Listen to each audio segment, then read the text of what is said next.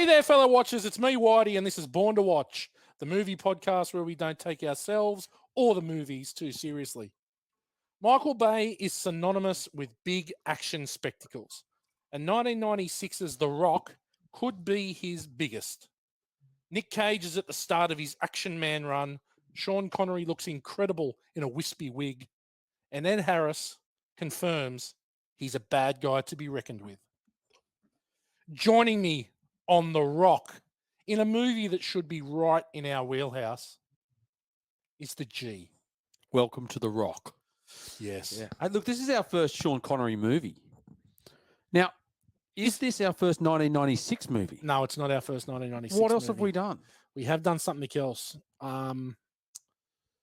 Fuck yeah, that's a tricky one, but we have done something else. Maybe I was on it because I was thinking about it today. And I can't think of anything. Yeah, I'll tell you as we go on. Okay. Yeah, Look, I'm pretty sure we have done another 1996 movie. Nice. Up there on the land, in his own jail. Daniel, are you locked away with the poultry? No, I'm just thinking about the G in 1996. Ooh, I'm getting a bit hot and bothered. 90s gal. I mean, this was, we were just preparing for our travels. I think we were going over the route and working out where we're going to fly off to next year. And Gow, of course, this was in his hot girl years, hot girl 90s, and he was toweling up 10s. So that's really all I can remember of 1996. Gow was on another route. Life of its own. But to be fair, Morgs, on our travels, we did go to San Francisco. We did. If you could call between the moon and San Francisco. Is that it? That's close. Okay. That's close. San Francisco's, a big part of our lives, G. Let's just pause on that. We'll come back to that, I reckon. But yeah, huge part of our travels. And I would like to talk about that several times throughout the podcast. The travels or the important role that San Francisco has played in both of your lives? Oh, a bit of column A, a bit from column B. I tell you what, I can't wait. I'm buying a ticket for that one. Overs and unders. Hey, wait. I want to do some more get to know yous for a while. So it was good to see you guys up here near the land on the weekend. We're up for the Meat Feet's 50th. Yep, bit of a shindig. Yeah, up on the land. We had. He, of course, he's not a poultry guy. He's a beef guy. So different sort of farming, but we're still from the same farming community. And it was a good time to be had. Good to see Jim Air. How do you know that? Do you wear different hats or something? Yeah, I can tell. Hat? I can tell just by looking at how they hold themselves. But when you city slickers are around, we do wear different coloured hats. You'll notice I had the black sick cunt hat on Saturday night. So that just shows that I'm a well-to-do poultry guy. Right. I think, while we're on. You are long-lost relation to the Inghams, aren't you? No. I wasn't born into this cow. I'm hard scrabble. Wow.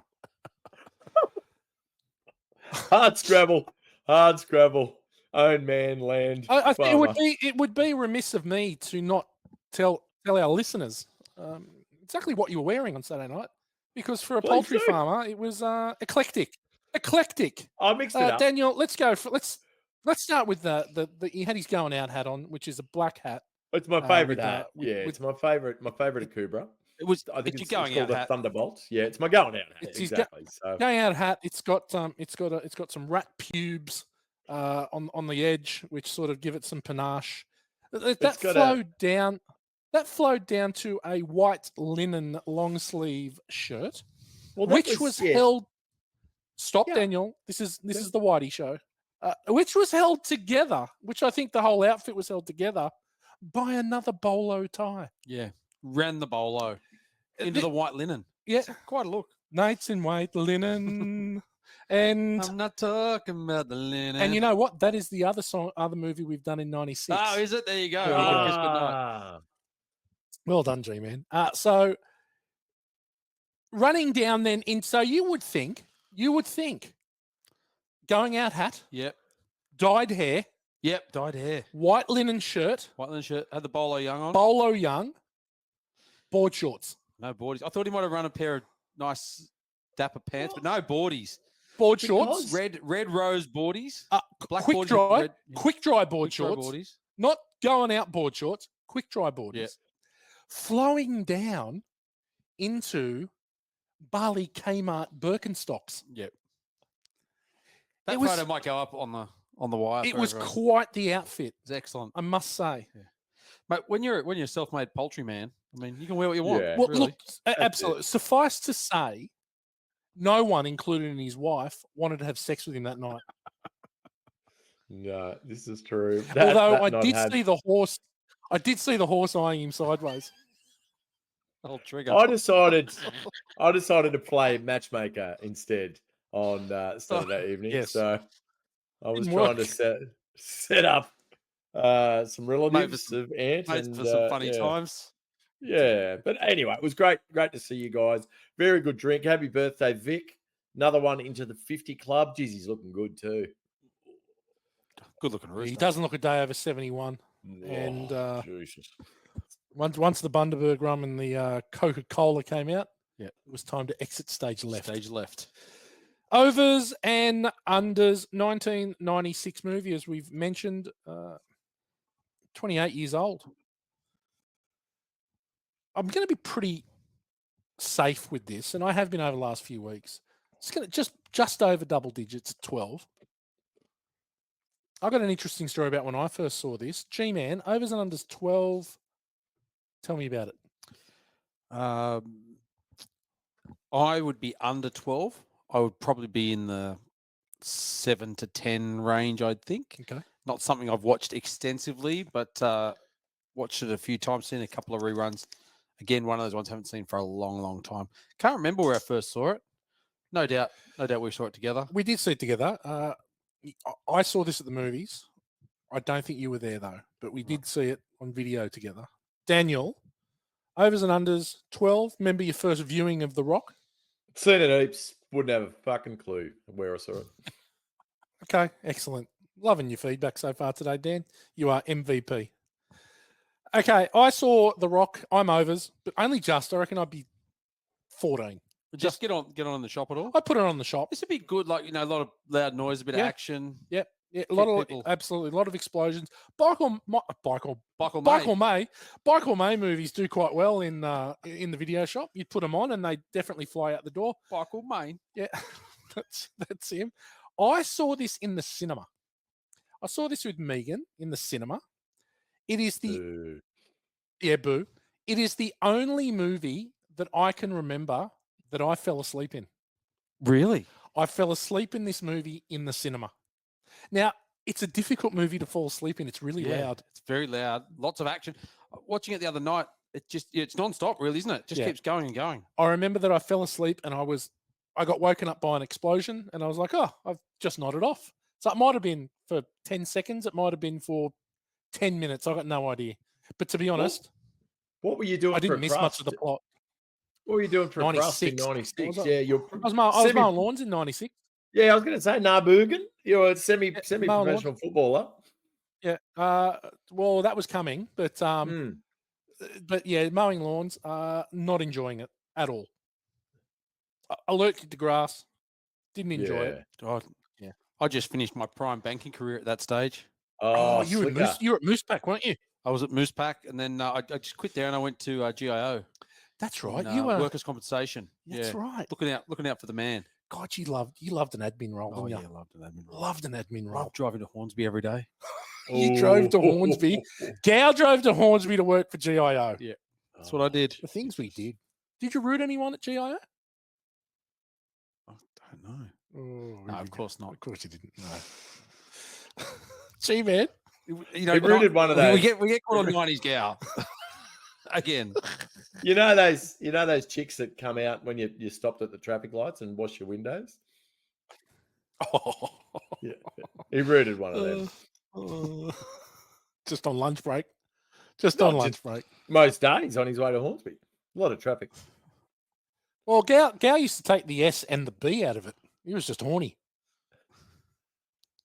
Gow worked at horny for GIO. Anyway, Nice, G-Man, Gow. why don't you tell us about The Rock? Okay. Alcatraz. Only one man has ever broken out. Now 5 million lives depend on 2 men breaking in. When a vengeful ex-general seizes control of Alcatraz Island and threatens to launch missiles loaded with deadly poison gas, only a young FBI chemical weapons expert and a notorious federal prisoner have the skills to penetrate the impregnable fortress and take him down. Catch every instant of rapid-fire action and eye-popping. I didn't read this for it. That'll do. Let's just go back to that. I don't want to get into the specs of the movie. You got your specs on? No, I can read it. It's just into eye-popping 1080p, while the phenomenal 5.1 480. Oh, so I don't really go into no, we the, don't need to the, go the into technical specs. Technical specs. Fair enough. Fair enough. Critical thinking. IMDb rates The Rock 7.4 out of 10. Wow, It's pretty up there. Yeah, look, it was a big movie, I guess, in its day. Yeah, we'll get to that, but it was right up in the rankings. Right up there. Right up there. 67% on the tomato meter, with an 85% on the popcorn meter. Yeah, that popcorn meter. Never loves wrong. it. Popcorn loves it. Yeah. Popcorn loves it. Got a bad review here from Chris Hicks, ex-Manly Eagles player. Chris Hicks. Yeah, Chris Hicks. Hicksy. From the Deseret News, Salt Lake City. By the time Cage says late in the film, okay, that's just about the most awful thing I've seen, the audience should be ready to agree. Oh, not missing Hicksy. I like him. Nice. That was good. That was really good. Okay, good review. John Ferguson. Chicka Ferguson. Good old Chicka. There's a bit of a rugby league theme here today. Chicka Ferguson from the Radio Times. Neither as cartoonish as Con Air, nor as sentimental as Armageddon. The most satisfying of blockbuster movies deserves further kudos for establishing Nicolas Cage as one of Hollywood's unlikeliest action heroes. He is an unlikely action hero. He's super quirky in this. Yeah, he is. Yeah, he chose not to swear in the movie. Yeah, chit chat. That's why he has gee whiz and stuff like that. Yeah. I think he could have done with a bit of swearing, I reckon. Well, he said butthole. He got butthole out. It's about as tough as he got. He's pretty edgy because he had sex with all his clothes on and all her clothes on. Yeah. She hopped up and she had there was No nothing jobs pulled and to the side. claws. No jobs. Yeah. NDJ. Yeah. G-Man. Ordinary people. Well, let's talk a little bit about Nick Cage. Got his first role in Fast Times at Ridgemont High in '82, which was mostly cut out. You think he has one scene as Nicola Coppola? Yep, and one scene where you just see his face when he's behind the counter. Actually, I think he's the popcorn guy. Popcorn meter. Yeah. But then got a job reading lines with actors auditioning for Rumblefish, which obviously Uncle Francis was directing and got a role in that, and then Valley Girl, and that's when his career sort of really took off. But in this movie, he like we just said, he sort of plays that really odd, sort of quirky character. And kind of the anti-hero, the guy that's not supposed to be there, doesn't really have. He's not a battle-hardened soldier or anything like that. He's an intellectual. Gets sort of caught up in it, and then when the rest of them get mowed down, it's sort of up to him to step up. He steps right up, though. Yeah. He goes from being like an absolute nuffy to Barry Bonds, just like the world's best home run hitter ever. Yeah, that's right. He turns pretty quick, doesn't he? Because he's kind of eccentric and he's quirky. He's got some funny lines in there. And but then in the car chase, it's like he's Juan Fangio. Yeah. And this guy's like a massive dork. Yeah, I know. And then when he goes through the building, we get to the bad in that. But that's dear. Yeah. But this was sort of right in his boom time, I guess. Leaving Las Vegas was '95. That's where he got the best actor Oscar. Yep. Then he's into The Rock and Stanley Goodspeed, and then Con Air '97, and then Face Off '97 as well, which they both got filmed at the same time. Snake Eyes '88. So that's where he was really hitting his prime. Yeah, it's the Rock, Con Air, Face Off, which sort of sets him as the new sort of style of action hero. Yeah. I'm not sure I like it, but Look, he's coming off Leaving Las Vegas too, a totally different role. I mean, he's awesome in that movie. It's a good movie. Yeah, it is a good movie, but it's totally different to everything he does for the next 3 years. Yeah. Makes a packet doing it all, though. Yeah, I bet he did. Yeah. And, of course, The Surfer came out 2024. Right, I haven't seen it yet. No, Julian McMahon and Nicholas Kazim from Bruce from Mr. In Between. Ah. Yeah, so that's out now. Do you know that I found out this week, Mr. Let's talk a little bit about Mr. In Between because it's fucking amazing. But Mr. In Between, do you know that his daughter, Ray Shoesmith's daughter, is Nash Edgerton's daughter? Oh, is it Is really? the director's daughter. Yeah. Oh, okay. Yeah. So there you go. Found that out a couple of weeks ago. It was, Okay. there you go. Nepo at its best. Nice. Nepo's alive and well in the Australian film industry.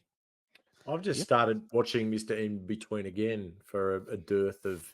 I got a bit over watching Mad Men for the 58th time, so I've just it's so good. I really like it. I actually, I want to swap a couple of their cinematographers for my next project because I think it's awesome the way they shoot that thing. Nice. It looks. We started watching on the weekend up at Morges. We threw an episode on Sunday morning. Mate, it's so easy to watch. You can watch any of them. You can watch any of the episodes. You don't have to watch them in order. No, that's right. I think we're into season 2. We just threw it on. Yeah. So he's been in development for years. He went over to LA pretty much after Mr. In Between broke, but I've seen nothing in the trade press or anything of noticing anything coming out. So I hope to Christ he's just being super secretive because he's way too talented not to be serving. He's up an something awesome else. actor. He's so good in that. Well, if it's pretty typical of America that they'll just do Mr. In Between US version. Yeah, maybe. You know what I mean? Yeah, which is always a shame. Well, because there's no original ideas in Hollywood anymore. But I agree. He's so super talented. Not attractive. Not an attractive man. No, he's a bit of an anti-hero. Like he's got a heart of gold, but he's not a good guy. Yeah, he's unassuming. He's not the biggest bloke in the world. He's not the most fearsome looking guy in the world. If we ever get a Patreon channel, which I'm working on at the moment, we should review as an extra episode. Oh, I'd Mr. love In to. Between. Love to. What's Patreon? Well, Patreon is paid subscription to Born to Watch. You get some extra content, pay for money. What do you get? You have to do? What? Do you have to do classy nudes? What are we doing? What are we giving? Well, we might do the Born. We might do. Look, we won't do the Avalon Dick book, but we might do the Born to Watch Sack book. What do you reckon? Oh, sure. What do you reckon? That's a great idea. Yeah. We should do the Avalon Dick book as well. Yeah. It'd be a short book. It'd be a very short, thin book. I'd have to do two versions. One that had me as a la natural and one exempt. Okay. Maybe you could do the DVD cover, placed nicely. Well, you'd have to cut some of the side out of the cover to allow for Morgs' bend. To lean. Anyway, we've digressed. Okay, Sean Connery. Born in 1930, died at the age of 90, only in 2020. So obviously best known as the original actor to play James Bond, was in 7 Bond films between 1962 and 83. Can you name them, guys? Do you reckon you can name them all? I can. 7? All right, let's go. Dr. No. Yep. Thunderball. Yep. Goldfinger. Yep. Diamonds Are Forever. Yep. From Russia with Love. Yep. Well, you're going to say Never Again, but it's it's not a proper Bond. No, but that's counted. And I'm missing 1. 2? No. Did I say Diamonds Are Forever? Yes. You're missing 1. Octopussy. Oh, You Only Live Twice. You only live twice. Well done, Octopussy. Octopussy. But yeah, so look, and you think he's a bit typecast after that, but he has a pretty good career coming out of it. I mean, he won an Academy Award for Best Supporting Actor in The Untouchables, 87. Arguably my favourite film for many years, The Untouchables. Loved that when I was a kid. Great movie. Yeah. So, and look, obviously, he's in heaps of stuff after that. He's in The Presidio, Indiana Jones' Last Crusade, Highlander, Hunt for Red October, Entrapment. He's in a heap of good movies. He is. Was Indiana Jones and The Last Crusade the last watchable movie in that franchise? Yeah, I haven't watched anything after that, I don't think. I barely watched that one. I think so. I think there's... no, I didn't mind that one. I didn't. But that was all right. Alison Doody, quite... Yeah. She'd be in Whitey's Brad Pitt. Should we be doing that movie instead of this? But after 100%. That, they got a little bit funky. Well, Crystal Skull is not great, but then Dial of Destiny, I think it is not great at all. Is that Mate, the most after- recent? Yeah. After they Yeah. got rid of Rounders, really, it went downhill. Well, there's a good bit of mate. a- Rounders was the star of the show. There's also Yeah. you got Sean Connery in this, but there's also a bit of a nod to Temple of Doom in The Rock, which we'll get to. Yeah, look, what do you reckon in this role? I think he's really good. He plays that role. He's a grizzled sort of, world weary. He's been locked up. He's been locked up for 30 years, 20 years, whatever it is. But I think he plays that role well. He's good. There was a long-standing rumor that this started out as a bit of a Bond movie, and he was going to be that he's actually in another universe. He's James Bond that's been locked up, and he's been now let out, and he's going on his final mission. Yeah, that could stand the test of time. Do you know Arnie was up for this role? Oh, really? Yeah, early on, he was offered the role of John Mason, but they only had 80 pages in the script. It was all everywhere, and then He would have done True Lies. It was True Lies 94 or 96. No, it was 94. I think it's 94. True Lies. I watched True Lies on the weekend. Great movie. Yeah, good movie. So funny. But yeah, look, he stated he regrets not taking the role. I think that something about having Sean Connery adds a certain amount of gravitas. Yeah, to I the- think to it the movie. did. I mean, he was making some good movies around this time. Yeah. First Night First night. He turned down was the not role. one of them. He turned down the role of John Hammond in Jurassic Park. Oh well. He could have done well at that role. I could see. Yeah, Richard Attenborough's good though. You'd think that Richard Attenborough's good because he's so small, understated, and I he's get got what you the mean. cane and bit like Meat Feet. He's got the cane and whereas Sean Connery would be that arrogant billionaire. Whereas he'd be more self-confident. Yeah, it would be a bigger. whereas bigger, John Hammond's a bit of a weak, yeah, a bit of a weak fool. yeah, plays that well. Yeah. Yeah. Richard Attenborough does well. Oh, let's move on. Ed Harris. I love me Great some Ed actor. Harris. Yeah, early roles in movies like The Right Stuff. You got the right stuff. Not that. That is not the theme song for it, but is it not. should have been. He actually played John Glenn in that movie, but he was in the movie with Scott Glenn. Wow. Okay. That would have Yeah. been difficult. Yeah. Tricked chlorite cans. Chlorite cans. Places in the Heart in 84 too with Sally Field. Yep. Got a lot of awards. Look, obviously been a ton of movies. The Abyss, The Firm, Apollo 13, Truman Show. He got an Oscar nom. Do you know the other movie that he's in Sean Connery with? I do, and I can't think of it. Just Cause. Just Cause. Yep. He plays the serial killer locked away. Yes. But look, just before you move on, I just wanted to say, first time was a great time. Second time was a blast. Third time I fell in love. Now I hope it lasts. I can see it in your walk. Tell them when you talk. Seeing in everything you do, even in your thoughts, you got the right stuff.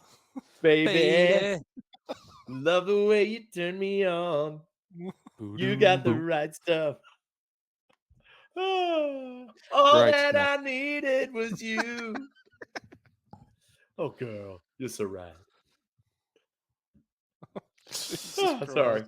But yes, and look, Oscar noms in Pollock, The Hours, and The Truman Show.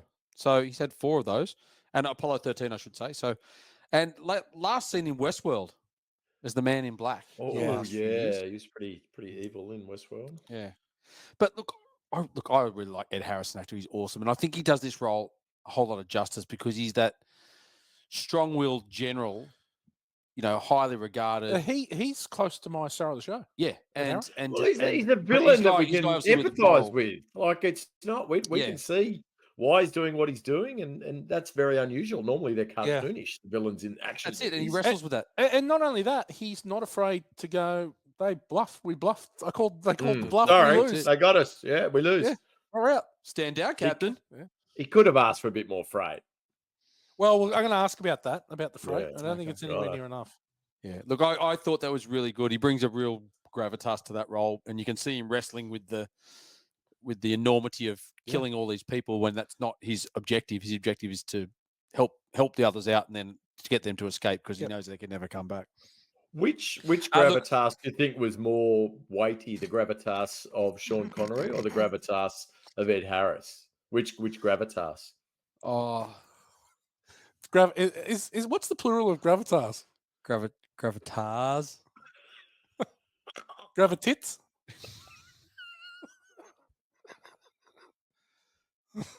Do you know, Dan? Sometimes I I'm glad chuckle he's because amused himself. when Gow said gravitas with Ed Harris, I was cacking, going, "We've just said gravitas really closely together." Oh, did we? And I then didn't notice. and then I was just waiting. I wasn't waiting, but I'm not surprised that fuckwit up on the land said something. Guys are fuckwit. All right, look, I'm just going to quickly touch on some others that are in the movie. David Morse, love David Morse. Double, yeah, he's good.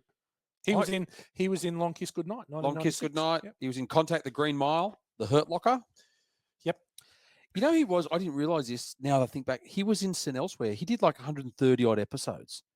Really? Isn't that from the start? Yeah, Dr. Jack Morrison. With Denzel. Yeah. Early on. Like that's 82. Mm. Also, John Spencer, now best known as Leo McGarry from The West Wing. He was in that for 8 odd years or 7 or 8 years. He's also in Copland. You got William Forsythe, who we'd all know from Out for Justice. the great movie, the Richie Madano from Out for Justice. Justice, yeah. He was also Cockeye in Once Upon a Time in America. The movie we all thought we were watching. Yes. We all thought we were watching Out for Justice. It turned out to be Nico Above the Law. Yeah. We'll do Out for Justice at some stage. Thanks, Stephen. Thanks, Stephen. Another favourite of mine, John C. McGinley. Obviously, early roles in Platoon. He was in Seven, and mostly known as Dr. Perry Cox in Scrubs, which is actually getting a run at my house lately. Really? The boys watch it, yeah. So the boys have it on every now and then. John C. McGinley is fucking amazing. Yeah. I love him in every single thing he's in. Good. He's good. In Platoon, he is a highlight. Yeah. Really good actor. Yeah. He and licks obviously, himself up a bit. I've seen him interviewed, and he refers to himself as fourth build in Platoon, which I thought was a bit of an overlook out. yeah. I'm pretty sure he calls Oliver Stone Ollie or something as well, like they're real buds. Oh, not like Michael Bean and Jim. Oh, God. Oh, God. Yeah. But speaking of Michael Bean, we've got Michael Bean in this movie as well. Yeah. Unfortunate demise pretty early on, but Flicker, he's always good in everything he's in. And Claire Fulani has a small role as well. she's pretty. She's pretty. She's better than Meet Joe Black, I'll tell you that. It's a better movie than Meet Joe Black. Yes. God, what a tragedy that is. Yeah, anyway, that's it. We'll call it on the cast.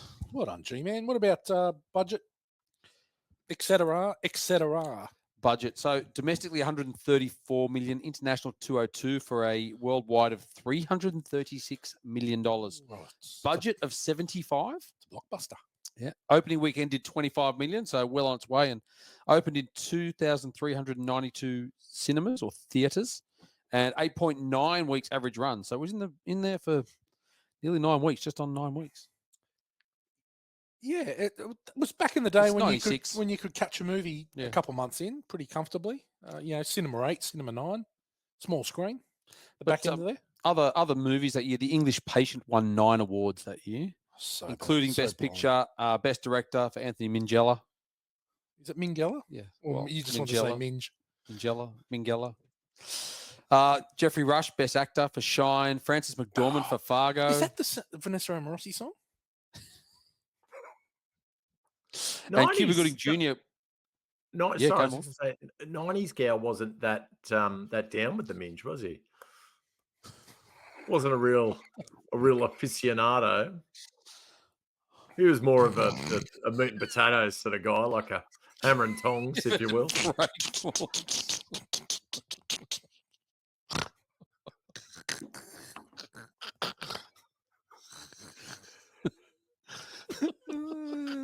Yeah.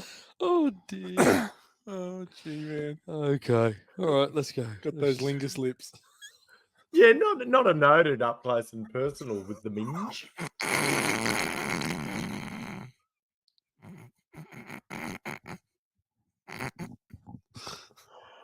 Definitely not in the daytime. Definitely He's not Plymouth, that's for sure. Daytime friends. Okay, so money-wise, The Rock came in at number 4 with 336 million, knocked out of 96, obviously, by Independence Day at 817 million. Twister, 495 million, and then Mission Impossible, the original, 457. Mission Impossible, the original, Brian De Palma directs. Great movie.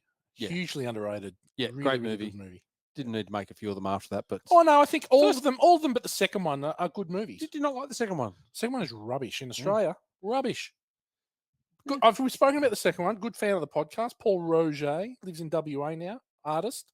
Did some art for the video shop back in Avalon. He was in Mission Impossible 2. So there you go. Okay, nice. Should get him on. Well, yeah, good. He's a sexy man. Well, he'd fit right in. Good looking man. Yeah. He might just overshadow Morgs.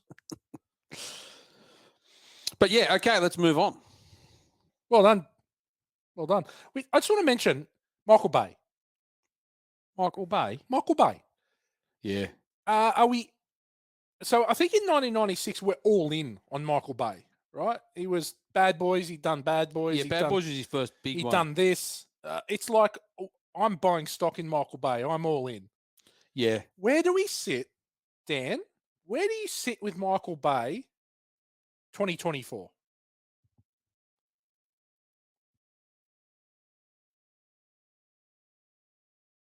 Probably somewhere on. You're on mute, Dan. I was just so profound there, and I'll try and think about what I was saying. Oh no, lost it. No, I was just saying you have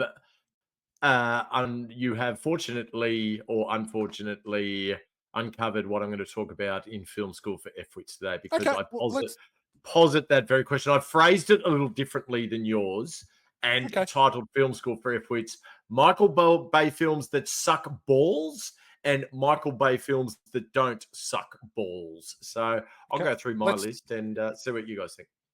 Okay, we'll leave that for Film School for FWITs. Well played. 1996 hit sleeper dud, and the man on the land has got the hit.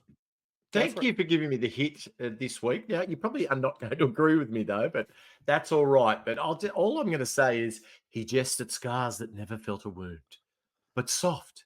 What light through yonder window breaks? It is the east, and Juliet is the sun. Arise, fair sun, and kill the envious moon, who is already sick and pale with grief, that thou, her maid, art far more fair than she. Yes, a little ditty about Jack and Diane. Not Jack and Diane, about the Montagues and the other cunts. Of course, talking about Shakespeare's Capulets. Shakespeare, Romeo and Juliet, done by our own Baz Luhrmann. I mean, amazing at the time, completely. I know Baz has obviously been criticised for way too much style over substance subsequently in some of his film, but I really enjoyed this one. I think it was a big hit for him, and I think it was a fantastic way to freshen up the Bard. Also really enjoyed Moulin Rouge, and also, what's the dancing one? Strictly Ballroom. Really enjoyed that. And then after that, you can pretty much keep them. Yeah, that's a good point. Look, I've never been a big Shakespeare guy. I'm not paying. I did go and see this. I did go and see Romeo and Juliet at the movies. Just instant regret. Never seen it. Instant regret. Oh, gee. Do yourself a favour. Post up on the couch with Chrissy Lee G. Yeah. Very after romantic. you put me through that Aussie movie that you claimed was the best movie ever made. Wake in Fright. Yeah, but yeah, I got a few notes on the MySpace page about that, saying that I may be the FWIT, not them. So, but no, I stand by it. I think it's a great classic film. There's no kitchen bum sex in Romeo and Juliet. Yeah. So no, anyway. Wake in Fright's got some fairly confronting scenes, but yeah. Anyway, Romeo and Juliet is my hit for 1996. Well done. I've got the sleeper. I thought I had the sleeper. Well, you can go sleeper if you want. I thought you told me I had the sleeper. Pretty sure I said I had the sleeper, but you can do the sleeper. I'll do dud. Okay. Thought I did. Did I get it wrong? Yeah, I did get it wrong.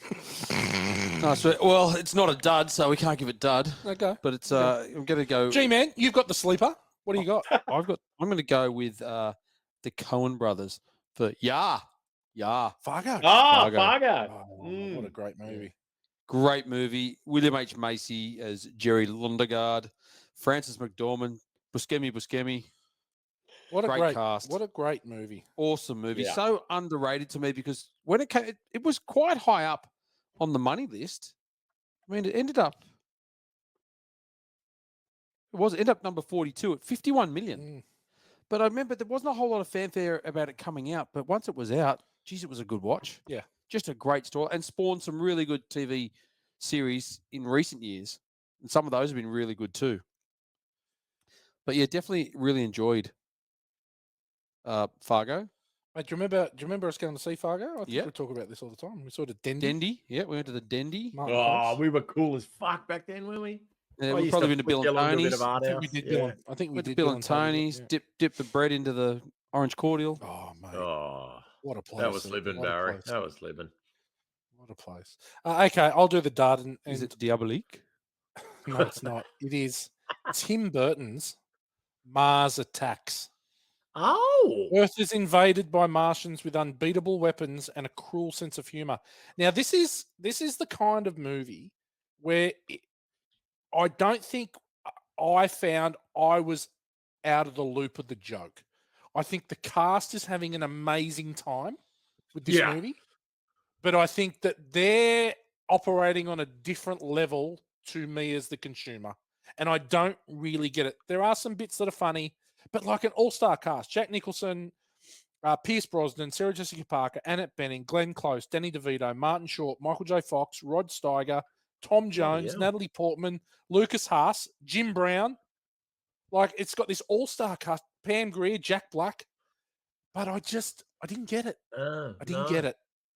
It didn't hit the mark with me. It's one of those ones where I just think the people on set, they were having an amazing time. Yeah, yeah. I did not. Excellent. I did not. So Mars Attacks. Can't argue. There you go. Look, there's another one you could have gone with there. What did number 99 movie of that year? It's The Phantom. Oh, Billy Zane. Well, no, I Oh. think this was Morgs's biopic of his starring in the 92 Rocker Stedford for Chroma High, where he pulled on the tight purple pants as the Phantom. Oof. I'll tell you. Oh. Would it be great if we could find some footage of that? Oh, it'd be amazing if you had a photo of it. Oh, yeah, maybe I could rustle something up. Geez, it'd be amazing if you could. Oof, The not Phantom. not even a whole heap of foam and a codpiece could help my long body to look like anything like the Phantom. But yeah, it was good times. You did fill the suit out, though. There's no doubt. Oh, Gentlemen, well done. 1996 hit sleeper dud. A couple movies there to definitely watch.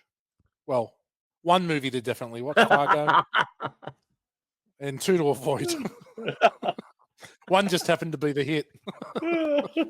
Question time. Okay, now I don't want to ruin this. So I was going to ask, is this Michael Bay's best movie? But what we might do is cover that in film pause school on that. for Yep. Fitz. Yeah, All right, we'll cover that in film school for efforts. Why did Ed Harris need 16 missiles? It's a very specific number. And in the end, they were quite happy just to have the one. Yeah, that's all they really needed. Yeah. Like he's going to kill 5 million. He's going to kill 800,000. They're still going to do what they're going to do, Yeah. right? Like, Yeah. yeah. It was odd that they had them all. But obviously, he wanted insurance because he wanted to have plenty of them facing out there. Yeah. Scare tactics. Well, he's never going to use any of them. So that was the plan, to never use any of them. How did they transport them? I mean, they're so fragile, those things. Mate, None of those guys had any sort of gear on them. no. Like surely you go, this is like a string of pearls, and if you touch it, it's going to die. And they go into that place and they rummage through there like it's Christmas morning and you're Yeah. a 6-year-old kid. Yeah. Pretty brutal, the old bright green Yeah. VX. Got to be careful of the green balls. Just- Okay, just pigtails. sorry, just off Yeah. topic slightly, not too far off topic. I've just looked Sure. at the screen and I've noticed our graphic that you've got, and it's got it's got the movie title top left hand corner. It's got the movie poster top right hand corner. It's got our logo bottom right hand corner. It's got another logo bottom left hand corner, and then I noticed in the middle it's got it's a note, I guess. So it's got with Whitey Gal Just then- noticed it. and then. As soon as you started to say that, I did that. It's because it was rushed, because I was very rushed this afternoon. Normally I'd have a whole day to do this, but I was very busy today and I didn't sit down at the computer till 6 o'clock. It is quite funny because normally it'd be Whitey out and Dan. Yeah. But yeah, he's gone with Dan. Then, Oh, then. as soon as you started to talk about that, I knew exactly what you were talking about. Okay, so it was extremely off topic, but quite funny. Pretty easy. Pigtails, yes or no? Your pigtails guy? Yes. Because Carla, Carla's I big. didn't mind her pigtails. Oh, she's got good So pigtails. I didn't. Do you know much about her? Why do we know that face? What was she in? That was. Why was she cast? Well, I've got a feeling she might have been a soap actress, to be She honest. was something like that. Because she never really did anything after it either. No, she wasn't in She a lot of must stuff. have had.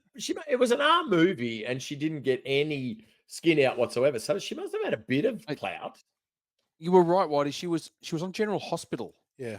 For like years and years. Yeah. From 92 to 2013, did 415 episodes. Shit. So, and she was also on Las Vegas, the TV series. She did 106 episodes of that. And she's on Beverly Hills 90210. So she was a TV actress. Yeah. Didn't do a lot of other movie stuff. Super funny, big on really the pretty. pigtails, Oh, yeah, I would have expected she would have done more. That's interesting. But yeah, big thumbs up for the pigtails and salts. Good stuff. Yeah, no, she's a very pretty girl. Morgs, you touched on it. Is $1 million per guy enough for this job? It's in today's money, it's $2 million, right? I know. So- I know they're going to a country without any extradition treaties, so you're hoping that maybe you get a beer for a couple of bucks. But no, I reckon you could blow through $1 million reasonably swiftly because they weren't old blokes either. No, what, their 30s? Yeah, wow. Mate, it's retiring money. Ed Harris was 46 and he was the general, so they were all younger than him. But it's retiring money, and $2 million's not enough money to retire on, no matter where you go. Even if you go to bloody Bali, yeah, Bali in '96, $1 million would go pretty far. Yeah, no, you're probably right. You're probably right. No, there's no Padma back then. Not enough money. Enough money. Okay. The reversible mirror in the interrogation cell. Do you think it'd be stronger than just putting a little bit of a quarter and and then a bit of an elbow through it? And like banging on the coin once to sharpen it. Yeah. And then it's apparently sharp enough to it's all. Bye. Yeah. Like I could get it maybe if he threw the chair at it or smashed it with the chair, but just the elbow. Like, just an elbow through that glass. Sean. There's no way that could happen, right? Otherwise people would be doing it all the time. Exactly right. If what's his John Mason? John Mason has every possible secret that could bring the first world down. Yeah. Bring governments down. Why isn't he dead? Why didn't they just shoot him? If they've caught him, shoot him. Safe. No dramas. Well, they even said that he's not on any his name's not known. He's not known in the system or anything. He's not known in the system. So it's like John Doe, but he's got his daughter's fucking contact details. But why would they then have him if he wasn't alive anywhere? They could have just offed him. Yeah, just shoot him. Yeah, no one would even know. Exactly. I mean, they could have vaporized him earlier. They could have. Why are FBI agents so fucking inept in every movie? And it's such a trope. Yeah, they don't get a good rap, do they? Dan, any thoughts on the ineptitude of the FBI? I was in junior school, dickhead. I was junior high, dickhead. I was just thinking of that. Definitely a little tropey, but I also thought that the only Navy SEAL in Hollywood at the time was Michael Biehn. So there was definitely some tropiness and typecasting going on. But I mean, look, they've got they certainly. Sean Connery was set up as the smartest man on earth, basically throughout the whole film, and then Stanley Goodspeed was his equal. So it was always going to be difficult for everyone else. You talk about Michael Biehn. Michael Caine. Are you talking about? Did you know? He played the Marine sergeants, and some of the Navy SEALs that were in the team were actual Navy SEAls. Oh, so he really struggled because he's trying to get around it like he's the chief Navy SEAL, telling actual Navy SEAls what to do. So he really struggled with the role. He's pretending, Michael Biehn. He's pretending. Just act, Michael. It's not a real one. Not a real one, Michael Biehn. He was in awe of that, but he was in awe of Sean Connery as well. So he found it hard to act around Sean Connery because he was should have just rung Jim. A hero. So Jim, see that I can understand because Sean Connery is one of those larger than life humans that if you were lucky enough to meet him, I'm sure that's how you would have felt. But pretending with other Sean people, Connery's got gravitas, and that would be hard to act with. No, that gravitas. The kids call it the Riz. He's got the Riz. He's got the Riz. He does have the Riz. And not, a gear. not from Seinfeld, the Wiz. He's the Wiz. He's the Wiz. I'm the Wiz. Okay, now I'm going to finish. I'm going to finish with a couple of overs and unders here. Civilian casualties in the car chase. Over and unders of 50. Where are we looking at? Yeah, there were tons. There Mate, would've been I reckon tons. there's hundreds of dead people because of that Yeah. car chase. Yeah. Without That was- giving a lot away as far as my thoughts on this movie, I'm fond of The Rock, and it's that car chase sequence was torture. I just did not need that at all. And it was apparently, I don't know if you've got this for listen to this, Gal, but it was added on after the principal photography had finished because they felt that there was a dead spot around that time. And so they just chucked it in. And to me, it feels exactly like that. Yeah. And it's Michael Bay's going, not enough explosions. Yeah. yeah. There's a few more explosions. No, Michael you know Bay what? actually, he didn't want to do it. He thought it was torture himself, which is interesting because he loves a car chase. But yeah, it was just so long and so unnecessary. But also, like the movie's 2:13, 2 hours 13 minutes. It's Oh, not very mate, easily choppy, exactly. Uncle Chop Chop. 2:05. Yeah. It could have easily been 2 hours. Yeah. Cut 13 minutes out of this. 2 Easy. hours on the Just knocker. broader in your it's- Humvee. it's- Yeah, it's way better. Okay, now the final overs and unders. Sean Connery, Poontang, 1,000. Over and under. Oh, yeah. He's a slayer. These overs, right? Yeah, he's surely in his day. Big time. Yeah. When he was Bond. Oh, mate. You look, Do you you go reckon- back and watch those Bonds though, and he gets his kid off by the pool and these little tidy whities. He looks a bit Yeah. like me. Like literally, he's just a sort of semi-fit, hairy dude. Like, yeah, I just see myself kind of like I reckon I could have been Jimmy Bond back in 1960s and 70s. Mate, you're more like Jimmy Nail than Jimmy Bond. Nobody else. I love you. She's no good for lying. me. That's gonna be She's lying. That's gonna be an amazing photo next to each other. Morgs and Jimmy Nail look alike. That'll be this week. Stay tuned to Instagram this week. Good for me. Jimmy Nail's got a head. Morgs versus Jimmy Nail look-alike contest. If just might Damo's have another listening, one. he just spat his Diet Coke across the room and added Jimmy Nail to the list of Morgs alikes. That's Oh, it. Jimmy fantastic. Nail. Fantastic. Anyway, I stand well- by my original statement. I could have been Bond. Okay. Okay, Jimmy. Okay. Born to watch only fans. Oh, People, look at it. Yeah, quite on lookouts today, and Oh. I got a bit rushed for a Ah. couple, but I didn't get an opportunity to get them into the run sheet. We're just going to ask guys, start leaving some 5-star reviews on Apple, start leaving some comments on Spotify, and share to your friends. Surely there's lots of people out there that love Michael Bay. Share the episode. Share some old episodes. Gal, if you're going to share the episode to someone who'd never listened before, what would be your pick? What would be your go-to? For movies? Yeah. Big Wednesday. Yeah, we haven't done it yet. Yeah, I know. But Yeah. when we do it, I'd share it. Okay, right, excellent. How do you share? Dan, what's what do you what's mean? your pick? What do you mean when you say share? Like, do you physically share it? Like, do you set flick it to them somehow, or how do you? Yeah, so do what you do is like- you go into your player, which say it's Spotify, and you Yeah. click on the dots and you click it. It says share episode or share the show, and you can Oh, actually okay. text it or messenger it or whatever to someone. So Dan, what would be your go-to episode that you'd want to share to someone that hasn't listened before? Oh, Tombstone. But I'd get the producer we had at the time was fucking shit house, so I sound a bit crap. But I think it was a great episode. Yeah, good one. Do you want to read my Tombstone? One of the great ones. Good song. Good song. That was early on too. Kick-ass Yeah, credit. that was early in Kick-Ass. Yeah. Look, I'm quite happy to share any of them. I'm proud of them all. They're all my babies. We should do Fargo as well. We will do Fargo. Yeah, Definitely do Fargo. But please share to your friends, share to your enemies. Let's get it out there. We are talking in-house about a Patreon. That's coming soon as well. Bit of extra content. We'll just keep licking us out. We like it. Dan especially. Is that a word? Yes. That was a really weird sounding word for Dan. Yeah. He's usually got the throttle tuned right. That was just a Most improved. that was like a grog bog word. Yeah. That was strained. That was forced. Tell you what, the rut that I took at your place on Sunday morning at a hum. Oof.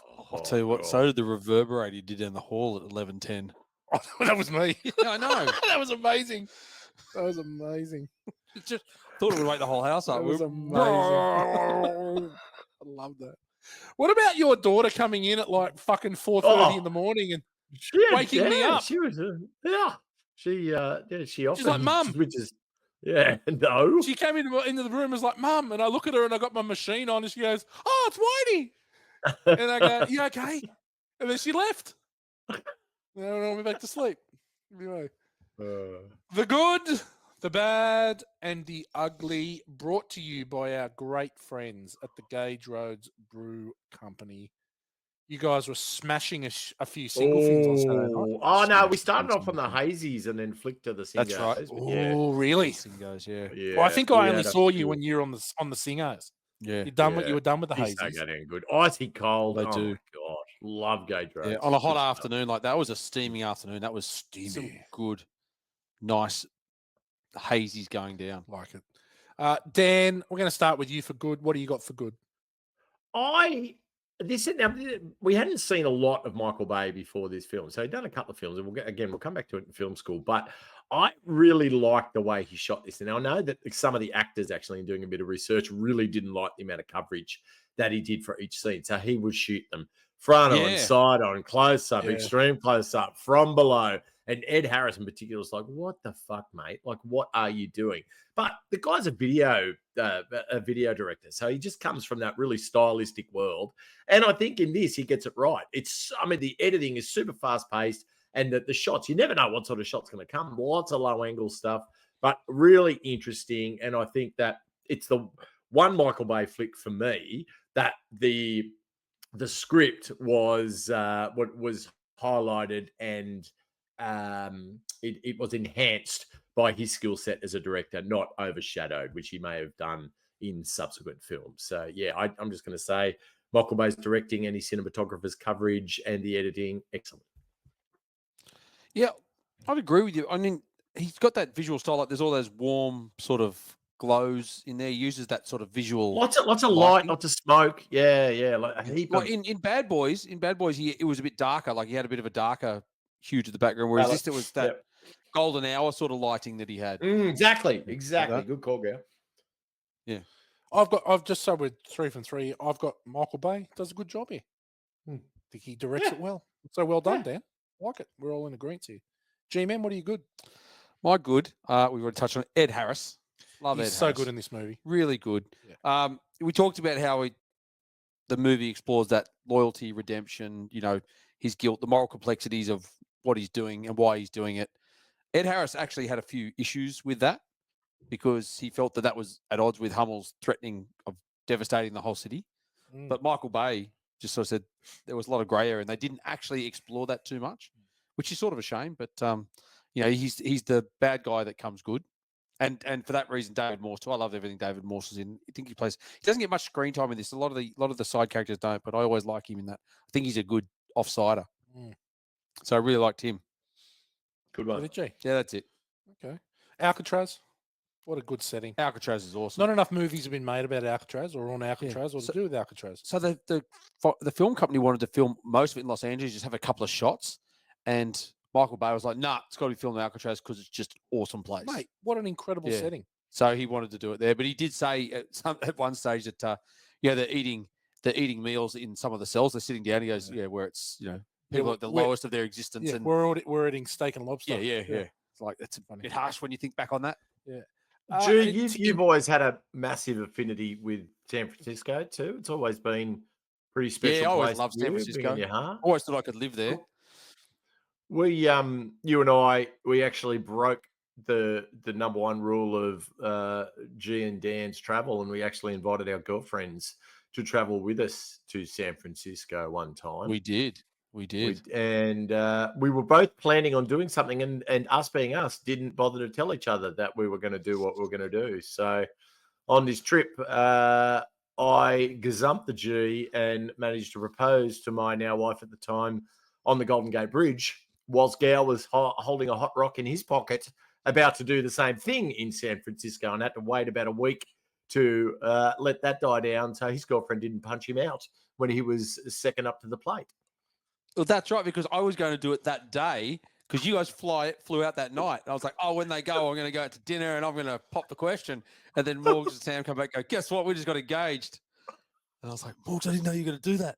And he's like, I said, I was going to do it too. And he's like, oh, no.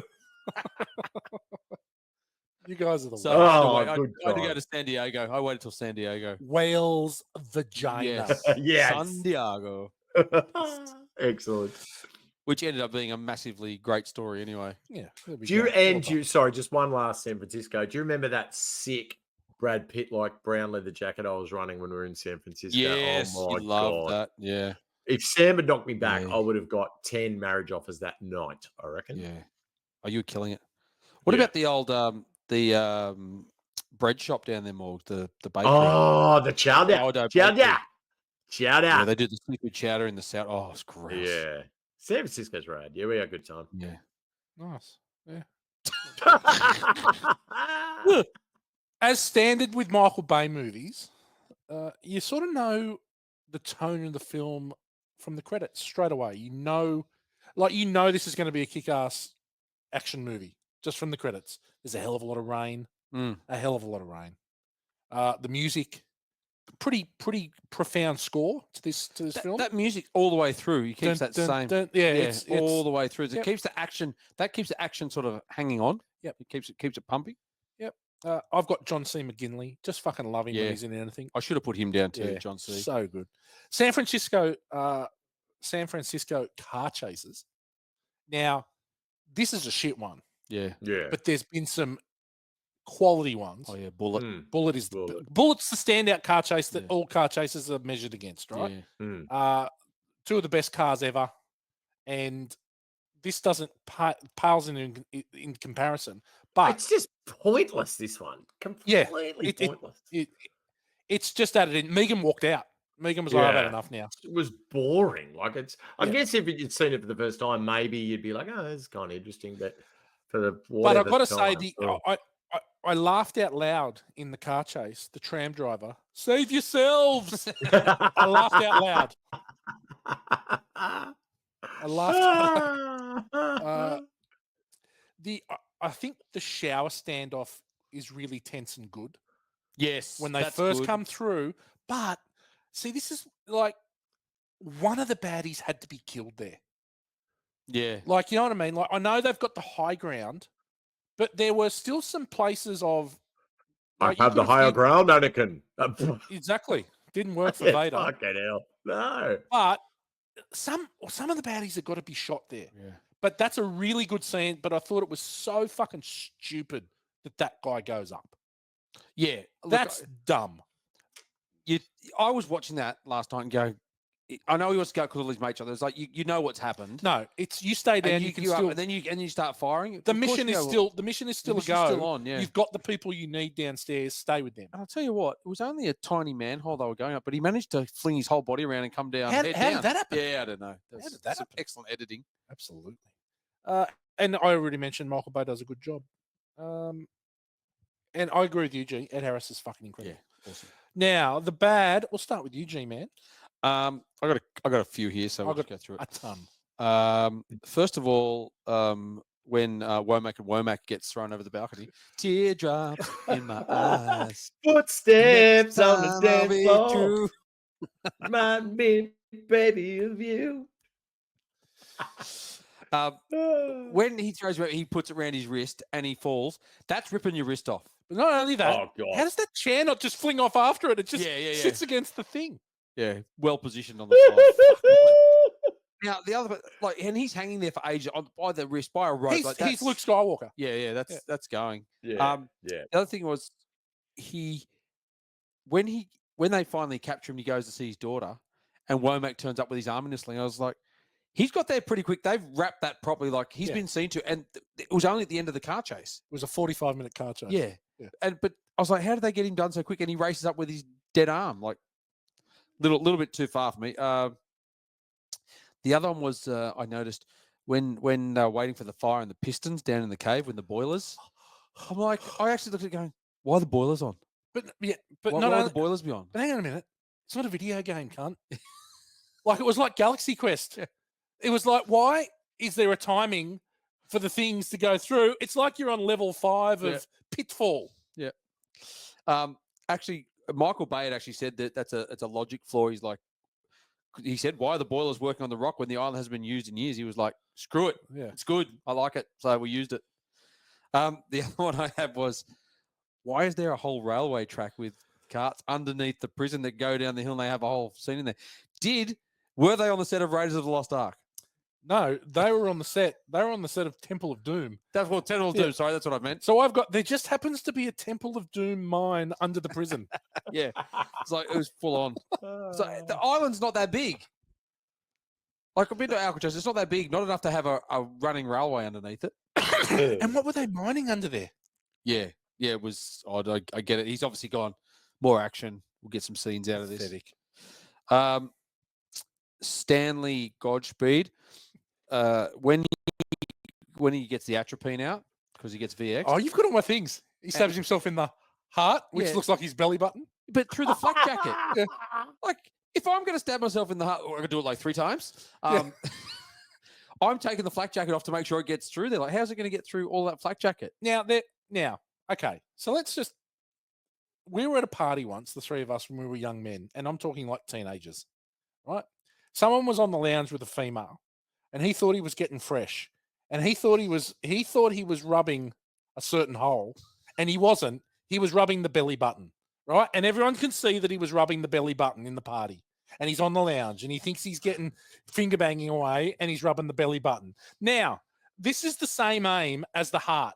He punches himself in the belly button with the needle, and suddenly he's good. Yeah, it was bad. I think he was on the lounge. Nick Cage was on the lounge in the early 90s, finger banging the belly button. Could have been him. Just so we're clear, that wasn't me. It wasn't any of us here. We did see it though, as did about 50 other people. The other one I'll go back to in the car chase was the yellow Ferrari when Nick Cage gets it into the shop, and then he just goes stuff it, and then cranks it into gear and busts through the walls. Like, how does he know what's on the other? How does he know there's not, like, how does no one die out of that? He doesn't know where he's going. But not only that, he does that, but then when it gets crashed, it crumples like a Pepsi Max can. Yeah. It was beyond belief, that one. Anyway, I'll leave it there. The first beyond belief. Dan, bad. Stanley Goodspeed, his prowess on the guitar, as a noted muso, former rock star myself, mate. What the fuck was he thinking? He was just grabbing strings with all his fingers going doing, doing, and that was his relaxing guitar playing. I don't think he'd ever seen a guitar in real life. Listen, Morgs, to be fair to him, he'd had a pretty tough day, and sometimes you just want to go home and you want to play the blues, Morgs. If that was true, it'd be writing songs. Things have happened to you. Exactly. You just want to go home and play the blues. I remember that I could understand. But that was handled poorly. I finally spoke to you. Seen I dreamed 1,000 times before was finally coming true. But in those dreams, I never once with it. Oh God, that's a catchy tune, G. Is that a kick-ass credit song? Oh, we could make it one. Oh. Excellent. Yes, thank you. Wow. Okay, bad. Here we go. 3-week pregnancy tests. Yeah.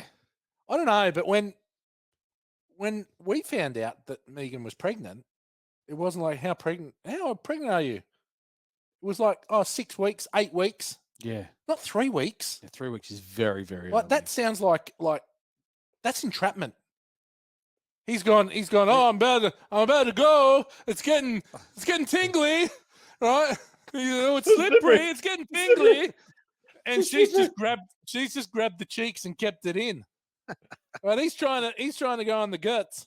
And that's the only way she'd know that it's 3 weeks. Because it's entrapment. Sean Connery. How would you know after 3 weeks? How do you know? Like, surely you're like, I'm you don't go on 2 weeks late, do you? Yeah. And then go. I just found that odd. Look, I'm sure some of our 4 female listeners will blow up, but The sign. I hate movies. I hate it when, and Dan says this a lot as well. Hate it when movies think we're fucking stupid. Oh God. Right? I hate it That when was movies my ugly. So you've think yeah, but we are please fucking continue. Please continue. stupid. Right? The sign that says Naval Weapons Depot, which looks like the Ghostbusters handwritten sign before they get the big Ghostbusters sign, is one of the lamest exposition. In 5 seconds more, we see that it's a weapons depot. Yeah. Like, you do not need to tell us exactly what's going on. You feel like It was that was producer executive notes throughout, because it happened a lot with the dialogue as well, where it just was so unnecessary. Like yes. we can see what's going on. We can make the leap. It's a natural progression to make. Yeah, that was my ugly, but it was super frustrating throughout on the revisit. But that was, and that's in the first 5 minutes of the movie. It's like, let us warm into the movie. We're gonna get it that when they break into this fucking lab and there's fucking missiles in there, that where they are. Yeah. Right? Yeah. It's, come on, guys. We get what's going on. Be better. You've mentioned how you mentioned the Womack thing. How does the chair stay on the balcony?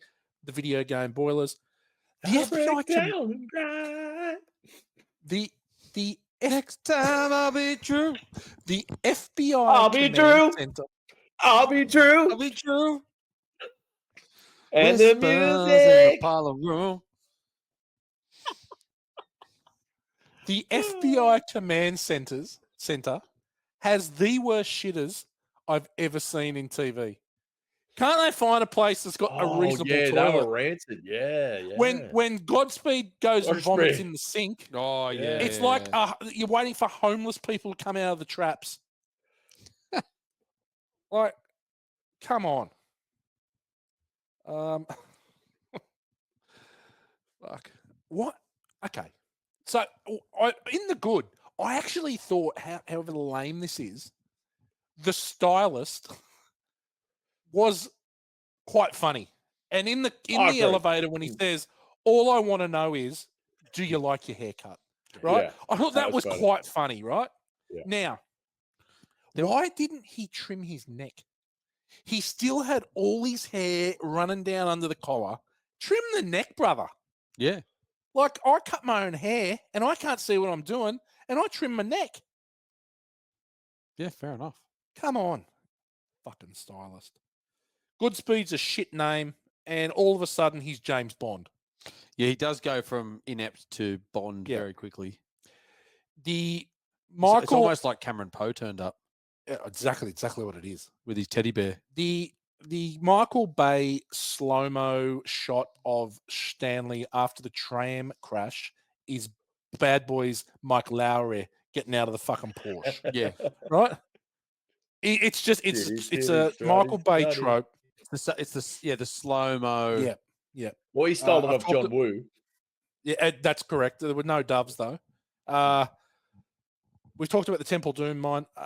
Okay, so there's a scene, I think it's very early on, and it's with Goodspeed and Mason, and they're in one of the fucking rooms, and the guy goes to pull 2 pins on 2 grenades to throw them, and I think it's John Mason has enough time to come out, shoot the air conditioning unit, which then falls down and crushes the guy's head. Oh, yeah, the guy'd been shot. Yeah, he's on the ground, he's about to throw them. Yeah. Now, it doesn't take very long to take the pins out and throw them. It's just weird. Yeah. Too much time. And at the end, Goodspeed's got the ball in his pocket that rolled and hit a wall at 0.1 of a millisecond of an hour and cracked and killed the guy at the start. Yet Goodspeed has a full-on fucking UFC fight with the guy, and it's in his front pocket, and it never breaks. Yeah. And then he sticks it in his mouth, and he doesn't die. The guy was dead in 0.1 second, but he has enough time to get the pin out and stick it in his belly button, the needle. Yeah. that was yes. Look, there's a few things there to go. Anyway. Just to go with the action. Yeah. Anyway. Okay. Ugly. G-Man. I've just got the one. I should have probably put in bad, but at the end when he gets the 2 green flares out, Yep. Goodspeed gets the flares out and calls off the attack, and he's up on the highest point there, and then they drop some of those bombs, and it throws him off into the water. Yes. It's a bloody long way for him to go into that water, And it's, yeah. and it just happens that John Mason happens to be there. Yeah. Yeah. Like the island's small, but it's not that small. Where he's Yep. going to be able to race down and grab it. I thought that was a little bit too much for me when he gets blown off into the water. Yep. Like the bombs only hit a certain spot in the middle of the island, and he somehow got thrown 50 meters into the water. Yep. You two have got some fucking complaints tonight. I'm not finished. Wowzers. Okay. I mean, now look, there's some merit in what both of you are saying, but for a Michael Bay film, you're being very picky. Yeah, very picky. Very picky. Have you got anything for ugly, Dan? Nah, just the exposition and Exposition? the over the over direction for the audience, which is never required. And I didn't have specific examples, but it was definitely pissing me off through the revisit. Yeah, no, agreed. Okay, I got 2. They're sort of the same thing.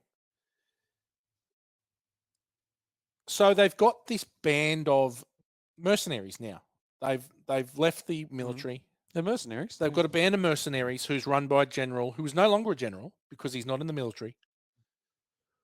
Why do they assume that the military rank and what this guy says goes continues? Right? Is the first thing. The next thing is, why do they become homicidal maniacs? You got the black guy, and you've got the other guy, the rock cock block biggest dick of the movie guy. They just become. They just want to kill people. Yeah. They're murderers. They're legitimate murderers. And that's the thing. Is like I get why they've got because Hummel's known as this. You know, he's one of the best in the Vietnam War, and he's revered. And of course, they go, "We're doing this. He's the most senior. We'll run by him because we all want to be on for this mission." I get that, and of course, but as soon as he doesn't do what they want. Unlike the military, they just go, "No, we're not soldiers anymore." So you're out unless you're doing it. But they do turn into homicidal maniacs. Yeah, I don't get it. Yeah. Anyway, that's my ugly. I've got just one more, and it's probably more back to your point earlier. It's that I think that Michael Bay puts too many characters with gravitas in there, and then he needs to ungravitas some of them. I think the term is de-gravitas. You've got to de-gravitas. It is de-gravitas. De-gravitas a couple of them because otherwess it's too pulling. Too much gravitas. I get it. There's too much gravitas. Too gravitised. Gravitised. It's gravitised. Gravitised. Good call. Yeah. Well done, G-Man. Dan's quick fire. Ah, yes, team. Welcome back. We'll go through this nice and quick. First up, lookalike / Morgs alike. Definitely a bit of Stanley Goodspeed in me, especially when he's got his shirt off playing his guitar in his room. I've done that many times. I'm hairy like Stanley Goodspeed. So you reckon you're a bit of a bit of Nick Cage and a bit of Sean Connery as well? And Jimmy Nail. No, I'm definitely okay. So I'm definitely a Bond Sean Connery. I'm definitely a Sean Connery when he first comes out of the jail and he's running the nice locks grey Duke. It's hopefully that when I'm about 90 and my hair finally goes grey, I reckon I'll run that. And I'm definitely Nick Cage. He's got a yes, he will. At the Meets 50th, I copped quite a piffling from several people, most notably the Meets sister, suggesting that my luscious locks had died. Now, F-wits, they are sorry about the testosterone is all I have to say about that. I'm overpowering. The handsomeness is going up if that's possible. My hair is staying its natural color, which is it depends on what light you're looking at it, but it has been known to have a tinge of red. But it's still that. Now, if you look closely, there's definitely some blonder bits that may be characterized as white, but I don't fucking dye my hair. So there you go, Cassie Meehan. Anyway, sorry, what was I talking about? Oh, yeah, so I'm definitely Sean Connery and Nick Cage for various reasons.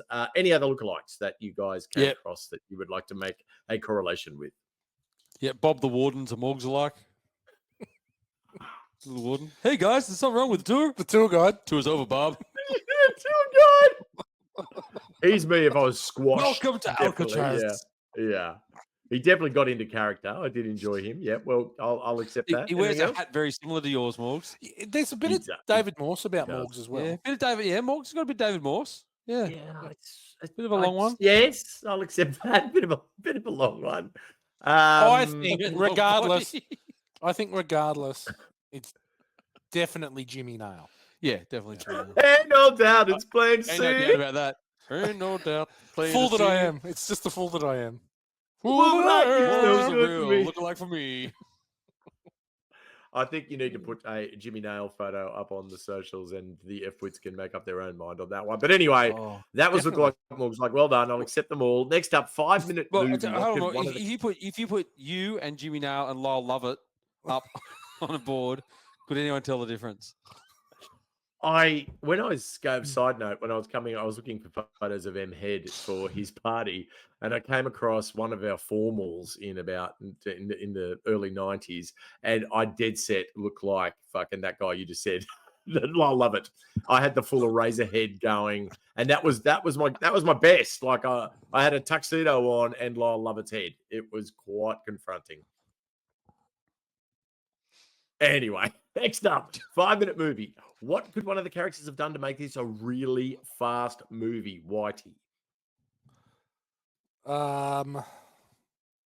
Well, they could have not locked the door, and they could have all the terrorists could have died. That's true. And I tell you what, we Gee? may have been better off for that. Yeah, I don't know if there's anything else that you'd say. How could they have made that movie 5 minutes? I mean, for Well, $100 million, they could have just paid it. Like, fucking, who cares? It's America. Yeah, Slush yeah, funds, correct. CA slush funds. Yeah, like just pay the cash and it's all done. That's cheap as chips. Yeah, it is. Righto, next up, the golden ticket for a scene or scenes that have passed over into popular culture. G-Man, anything from The Rock that you reckon might have passed over into popular culture? A bit of a tough one. I don't think there is anything that's mainstream. There is a couple of things to me, but yeah, I don't think that there's. No. You said Stanley we- Goodspeed about 1,000 times. Yeah, Good Goodspeed speed. and Stand Down Captain. I say that one all the time. Yes, you did. No, that's definitely a G-ism. No, I agree. I tend to think that Jism. That's a chisel. what's there is I like, a and I was G-ism, like, yes. I'm just borrowing your Humvee. You didn't sound like Jim Eyre doing Sean Connery. Yes, I'll agree. I don't think that The Rock, whilst it is revered and definitely loved by many, I don't think it's really passed over into popular culture at any particular moment. Next up, now a name change for this one this week and forevermore. Pigface Lickouts for the biggest douchebag character, of course. Pigface Lickouts, instantly recognizable when you think of the Karate Kid from 1984. Pigface Lickouts. He's one of Johnny's gang. He's got a rough spine, looks like a pig. All he does is lick him out. He's a douchebag. Who was the Go biggest get him, douchebag Johnny. character? Put him in a body bag. Who was the biggest douchebag in The Rock? G-Man, what are your thoughts on this one? Womack's not great.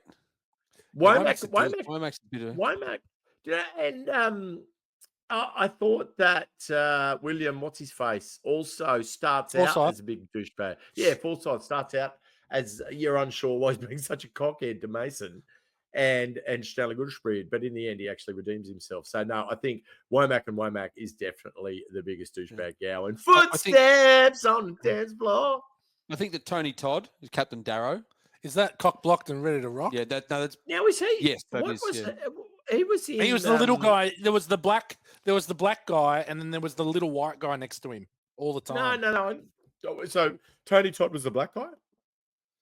Tony Todd was the captain, yeah, and then the other black guy was Bokeem Woodbine. Was he related to like Captain Todd? Captain Todd? He could have been. Is that fucking bully in here? Is that Hummel in here? Oh, Inspector Todd, rest in peace.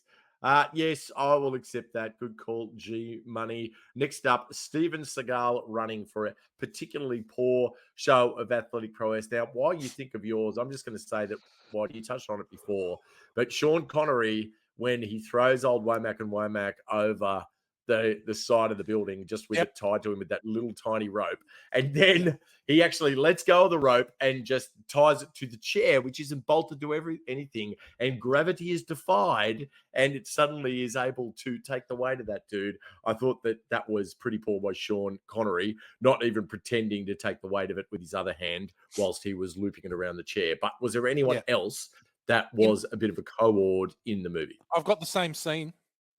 The same scene. Nick Cage pulls his gun out. It's pathetic. Yeah. He's like, freeze, FBI! Freeze, sucker! Yeah, freeze, sucker, FBI! But he nearly drops the gun, pulling it out. Yeah. Well, he was inept. You know who I'll give it to all the other FBI who were just in there eating the lobster and stuff, who just randomly gave away their jobs and went, no, there's a bit of sweet, let's get it up. Let's put it, let's get it down. Right. There's a fugitive that's great at escape out in the balcony with a hairdresser. We'll be fine. I didn't mention that, but like, how does he make the phone call in the there shower? There's a camera. I know there was the phone there, but there's a guy sitting right outside the shower, and he's just singing that song, and then he just rings the guy. How did they not hear him on the phone? And how did he know how to work the phone? They had bloody ring dials when he went into prison 35 years ago. Right. That's right. How did he do any of that? How did they not know that they hadn't booked out the whole floor up there? And Mason no one's coming he's up. Mason Storm. As if he wouldn't just be in the shower ripping it as well with a bit of the lotion. Mate. Come on. Maybe he already had. Maybe that's why he was singing so happily. Anyway. What's next? Oh, sorry. I was just thinking of what's the one where you pretend that you're doing the rappelling, where you get your repeller and you stick your thumb up your bum and in the front. I don't want. There must be a land thing. Shit. Fuck me down. Anywho, moving right along.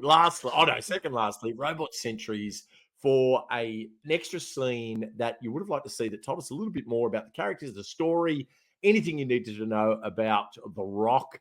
Obviously, after our beloved Aliens and the director's cut that shows the Robot Sentries firing off against the aliens and shows the predicament they're in. Whitey, did you want to know anything else about The Rock? No, nothing. Zero. Nada. Done. Yeah. I think we all agreed 2 hours, 13 minutes was several minutes too more long. than enough. Yeah, good one, G-Man. Good. All right. Now, finally, Whitey's Brad Pitt for the actor you'd most like to keep your clothes on, sit out on the balcony, pull the pigtails, or do whatever comes up naturally. Whitey, anyone that you were particularly attracted to doesn't have to be the two. No, Carla. well, it's Carla. It's got to be Carla. But Claire I'll give Cliff Filani a go as well. But Carla is gorgeous. Claire Filani's friend was also she's in the best with the blonde. Yeah. Yeah. Okay, I'll accept all three of those. Well done, team. That was quick fire. Well done, Dan. You crushed it as always. Listen to this, G-Man. What do you got? Well, I've got a few here. The premiere of the movie was actually held in the prison recreation yard on Alcatraz. Oh, good response, everyone. No, I think that's amazing. I think outdoor cinema's underrated. Yeah, I agree. No, that would have been a lot of fun. Yeah, good one, Jay. That would have been awesome. The guy who gets his car stolen by Sean Connery, the Humvee guy, is the same guy who got his car stolen by Ed Harris in the National Treasure Book of Secrets, which was another Jerry Bruckheimer movie. That's the sequel. Yep. Oh, we haven't mentioned Nicolas Cage and Ed Harris. Yeah. I don't know if anyone's got this, but this is the last Don Simpson Bruckheimer film. Yep. Because he passed away during production. He died during production. So they were actually going to part ways. They were going to split. There were issues, and because of the drugs. Yeah. Yeah, he was. Donnie Simpson was just killing it. Yeah. There may be an homage to Mr. Simpson. Yeah, they dedicated the movie to him. So look, I've got one more for you here. In the interrogation room when Stanley Goodspeed first comes into John Mason and says, I'm Stanley Goodspeed. And he says, but of course you are. Now, that's exactly the same line he used when he met Plenty O'Toole in the casino scene in Bond movie Diamonds Are Forever. One of the worst Bond. Yeah. That's the one that we saw up at Morse's. Awful. Yes, it was bad. Awful. Doesn't stand the test of No, time, it does does it? not. But yeah, so that's an interesting little one there. Little nugget. Little tidbit. Like it. Dan, you got any listen to this? Oh, just that there were quite a few uncredited scriptwriters on this, including heavyweights Aaron Sorkin and Quentin Tarantino. So, according to Michael Bay, the original script was pretty dry and straight and serious. So it was a bit of a more traditional action flick, but a lot of the humorous moments and lines were improvised during filming, and certainly Nick Cage added a lot of that, and all of the various bit parts also added quite a lot of the humor that wasn't written on the page, which I think is very interesting. But yeah, lots of screen doctors involved to get this to the final script you see on screen. Very good. Sean Connery asked to have a cabin built on Alcatraz so he could stay there, and they said no. And then he asked that he could dock a boat at the dock and live on the boat, and they said no. Boats and hoes. So he stayed in the Hyatt at San Francisco for the whole stay. But he essentially shot his scenes and then just spent time in his trailer and then chuffed off to the Hyatt to stay the night. Well, and came back to his trailer. He's pretty canny. He used all his years of knowledge of the filmmaking process, and he basically insisted that all his coverage was done first. So all of his response to whoever's talking to him on screen, et cetera, and then you just fuck off for the day. So he was, as a Scot, is very canny with your money. Definitely. So there were tensions between Michael Bay and the studio, Walt Disney Studios, and they were sort of really heavily involved in supervising the movie and trying to keep him on point and all this kind of stuff. And there was apparently he was called in to have a meeting with the executives, and as he was leaving, Sean Connery rocked up to him, who was dressed to go and play golf for the day, and he goes, "Where are you going?" And he goes, "I've got to go meeting with the executives about the movie, blah, blah, blah, blah." Sean Connery, who is an executive producer, went with him, and they walked in the room, and the executives went, okay, well, no problems. Just continue doing what you're doing. Because he had Sean Connery with him. He has gravitas. He has gravitas. Nick, this is funny, Morgs, and you're right, because I think you do look a little bit like Stanley Goodspeed in this movie, because Nicolas Cage was concerned he looked like a little Japanese schoolboy in his scuba gear, while all the other actors looked cool. And on a stick.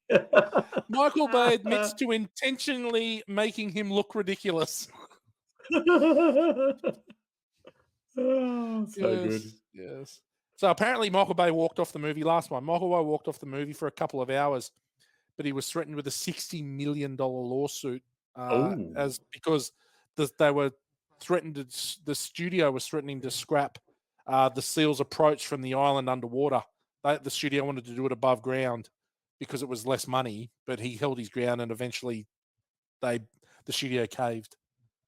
How would they have approached from the air? They would have been seen. Like, there's no way. Yeah, but above the water, I guess. Right. They would have dropped in instead of being underwater. They would be above the water. Anyway, that's it for listen to this. Did the dog just fart? I didn't know. Thought it was Morgs. Quotables. G, got any? Yeah, I like the one where they having the gunfight, and then Mason ends up hanging upside down, and Goodspeed says to him, "Mason, you all right?" "Yes, perfectly okay, you fucking idiot."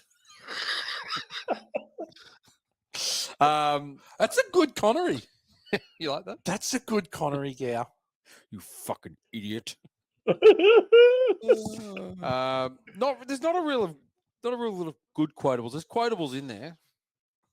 I love Stanley Goodspeed. You enjoying this? John Mason. Well, it's certainly more enjoyable than my average day. Reading philosophy, avoiding gang rape in the washrooms, though it's less of a problem these days. Maybe I'm losing my sex appeal. Not as good a Connery as the G-Man. Dan, you got any? This should be. I like the exchange when they kill a dude and Godspeed says, "You've been around a lot of corpses. Is that normal?" "What, the feet thing?" "Yeah, the feet thing." "Oh yeah, that happens." "Well, I'm having kind of a hard time concentrating. Can you do something about it?" Like what? Kill him again? Listen, I'm just a biochemist, and most of the time I work in a glass jar and lead a very uneventful life. I drive a Volvo, a beige one. But what I'm dealing with here is one of the most deadly substances the earth has ever known. So what do you say? You cut me some friggin' slack. Yeah, that Excellent. was good. That was good. What if though there's the tourists when they're caught in the cells going, what kind of a fucked up tour is this? or the other one is Stanley Goodspeed's like when they're in the cells, he's like, how in the name of Zeus's butthole Yeah. did you get the door open? Yeah. What about John Mason to Stanley? Are you sure you're ready for this? Reminded me of someone. It does remind me of someone. And then Stanley, I'll do my best. John Mason, your best. Losers always whine about their best. Winners go home and fuck the prom queen. Carla was the prom queen. That was weird. It was definitely written by an American writer, but loses a bit of its hook when it's said by a Scottish guy playing a British paramilitary dude. So, but yes, I agree. Very funny. It does. It does. Well done, gents. Moving into anyone get a 1 degree of Kurt Russell. I actually went pretty deep in the cast. Couldn't find anything. No. This is usually where Damo pulls something out of his ass and goes, "Oh, the best boy Grip. You fucking worked on Miracle." I don't think there is. Nah, I didn't get anything. Ed Harris? No, he didn't. I looked for Ed Harris. Okay, no one there. Wow, that's maybe someone can. Someone can on the socials. Come in, yeah. On the socials. When we post the Jimmy Nail, Dan Morgan photo. Film school for F-wits. Yes, thank you, Whitey from Whitey and team. As you mentioned earlier, a look at Michael Bay films, I think, is relevant to this particular film school for F-wits. I think that the way that I have labeled it, though, as Michael Bay films that suck balls and Michael Bay films that don't suck balls is probably the best way to look at a Michael Bay filmography. So how about first up, we look at Michael Bay films that suck balls. So in no particular order, I'm just going to list the ones that I think suck balls. So first up, we can talk about them in the end and any that you disagree with. But first up, I have Transformers: Revenge of the Fallen. Then I have Transformers: Age of Extinction. Then I have Transformers: The Last Night. Then I have a Ryan Reynolds one that you mightn't have seen called Six Underground. Yeah, super bad. Ewan McGregor, who we love on this, and I was actually part of a Michael Bay blockbuster called The Island, which was also particularly bad. I really like The Island. Okay. Well, there you go. That's the one with Scarlett Johansson, and they're and Ewan McGregor. And they're the clones, and they're clones for the purpose of if their owners get sick or whatever, they can take their body parts. Right. So when they go to the island, they're actually going to be killed and be used as transplant people. It's a high concept premise for sure, but I don't know if they pulled it off. But anyway, that's interesting. Didn't mind it. Yeah, fair enough. Next up, Transformers: Dark of the Moon. How many of these fucking Transformers were there? Yeah, Pearl Harbor. That was a special type of Michael Bay schmaltzy shit.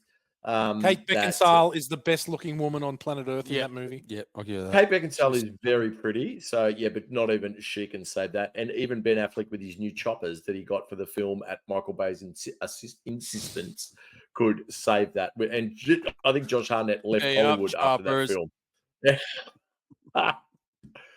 Next up, we have the original Transformers, which also sucked balls. No, that's pretty good. The original Transformers is okay. Now, I need a subcategory of films that I assume suck balls that I haven't actually seen. So, Ambulance, which was a Jake Gyllenhaal bit. Have you? I've seen it. That's actually not bad. That's actually not bad. Okay, all right. Yeah, well, that's actually not bad. It's a bit more low key. Yeah. Okay, and Pain and Gain I also haven't seen, so I can't really. Okay, so Pain and Gain gets mixed reviews. Yeah, it's quite funny, but I enjoy. It's okay. It doesn't suck balls, but it's not great. Yeah. Yeah. Okay. All right. So that leaves me with that's I've got for Michael Bay movies that suck balls. Now, Michael Bay movies for me that don't suck balls, Armageddon. Yeah. Yep. Because now, not because it's any less schmaltzy than America Fuck You than Pearl Harbor, but it's one of the only movies of this particular podcast that I can actually remember where I saw it. And I've told the story previously how the G and I were in Canada on our travels, and we watched it with most of the Williams Lake Rugby Football Club. And when they're going talking about what the media is going to do to the world and how they list off all the countries that are going to be annihilated, and they name check Australia, and the whole cinema cheered. And I felt that was very, very kind of our new Canadian friends. Special moment. Yeah, special moment that will always live with me. Do we think that is just an absolute reaction to Gow rooting all the birds in Canada? There was some quiet angst, yeah, because these guys, you know what rugby clubs are like. It's a dude fest, sausage fest. But yeah, Gow would just peel off the hottest one, and he would just, mate, do what Gow does. He would just Shoplift make sweet the booty. love. Yeah, he would shoplift the booty. Pretty traditional love making. Like he's not super freaky.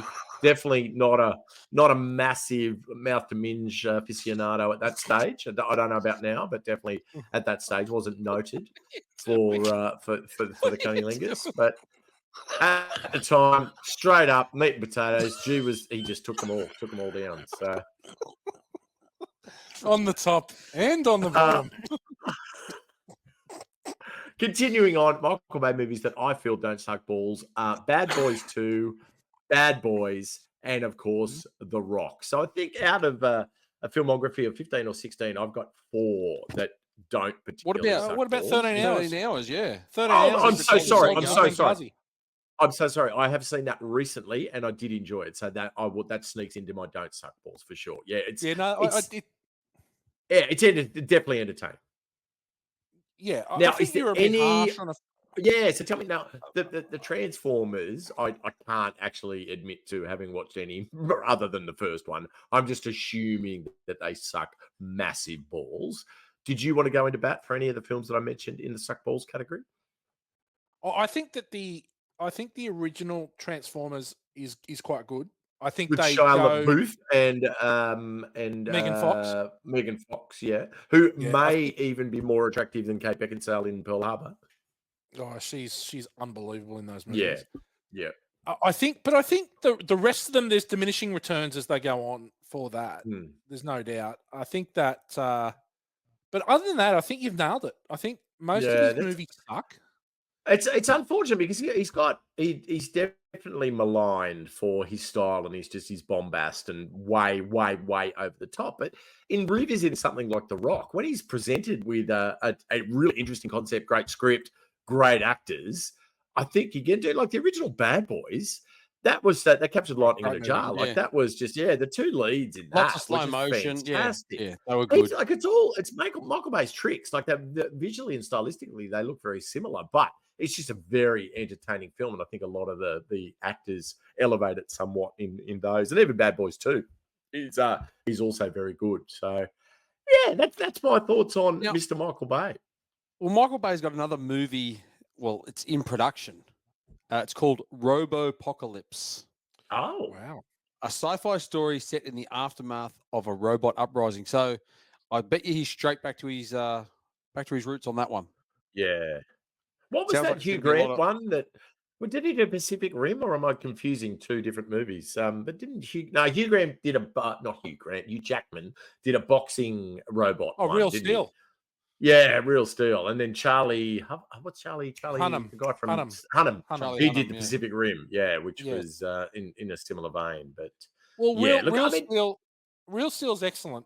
Hugh Jackman, Evangeline Lilly is excellent. Like really good fun, really good for the kids. Awesome. Yeah. And Pacific Rim, the first Pacific Rim was Guillermo del Toro, is good too. It's really good. Yeah. But the sequel to Pacific Rim is awful.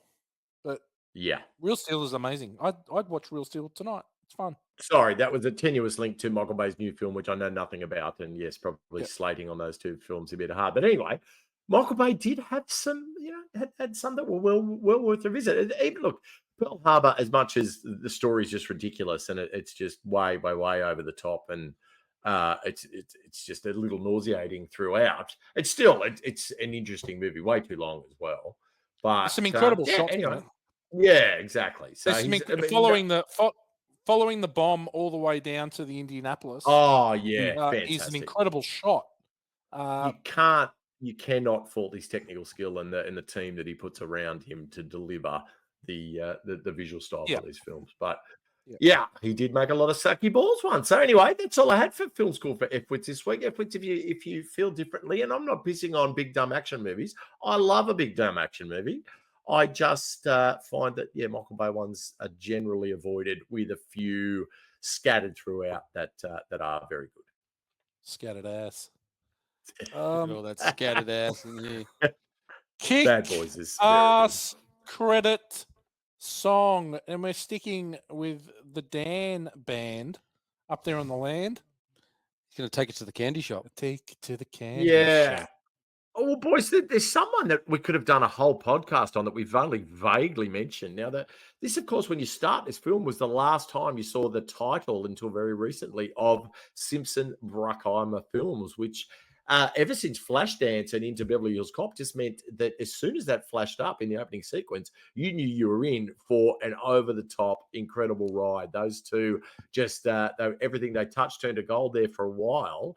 But at the time, Don Simpson was a raging coke pig and just absolute party hound that was in a hedonistic society that was Hollywood. He was probably the largest and most over-the-top partier of them all. So this was his last film before he sadly died of having every drug known to man in his symptoms at the one time. But I just thought that in this week's Kick-Ass Credit song, I needed to pay a little bit of an homage to Don Simpson. So the Kick-Ass Credit song for this week is called Don Simpson Loved Cocaine. Here we go. I'll take it away. I've forgotten my melody, but we'll get through. So here we go. Don Simpson loved cocaine. Oh, he lived for the thrill. Railing lines at Alcatraz, getting his fill. Watching Michael Bay blowing shit up. Sean Connery's lead pencil, still getting up.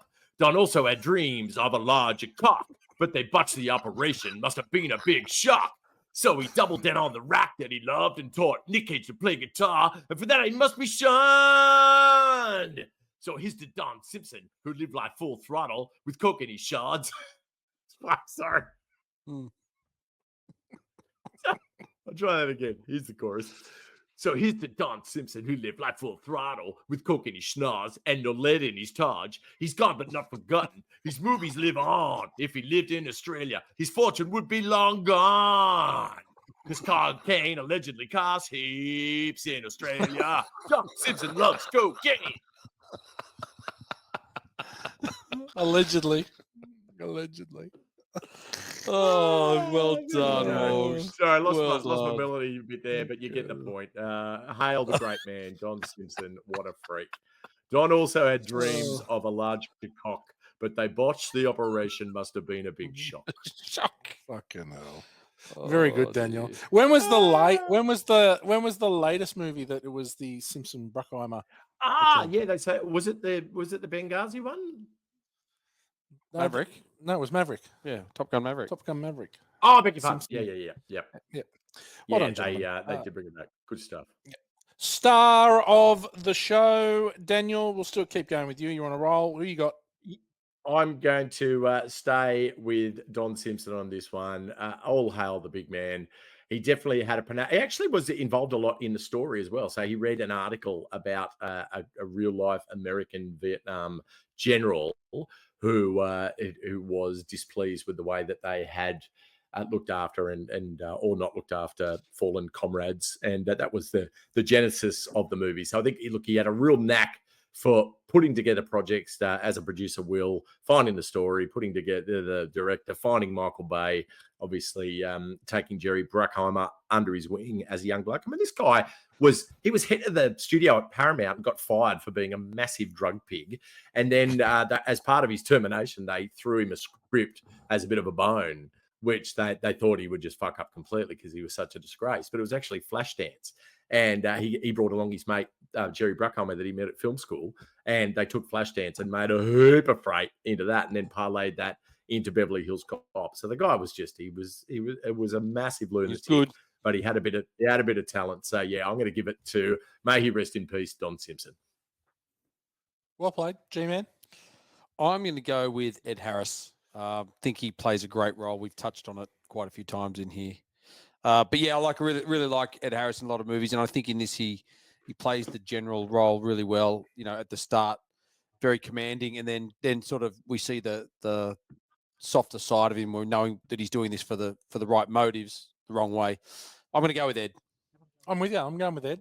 Nice. I think he's great in this movie. Really good. General Hummel, one of his best characters. Absolutely. Okay, gents, we're nearly there. The rank bank. We'll give it a rating. I've got a few. This was an easy, this one, so I'm looking for a little bit of feedback from you boys. Chit chat a-holes. Geriatric James Bonds. Fully clothed sex scenes. Elaborate tram crashes. 3-week pregnancy tests. Piss poor political standoffs.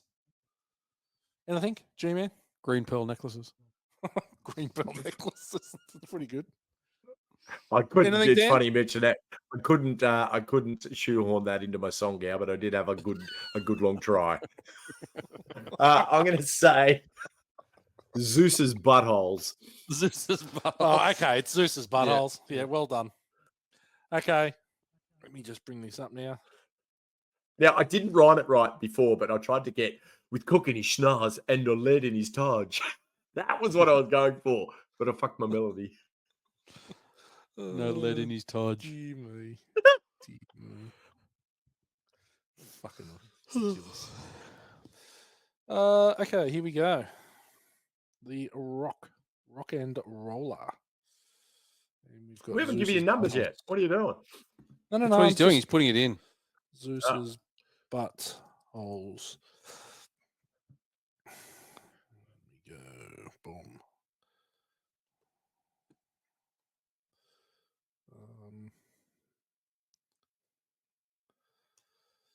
Okay, G-Man. How many Zeus's buttholes are you giving The Rock? Good watch. Bit too big action for me these days. Not like enjoyable movie.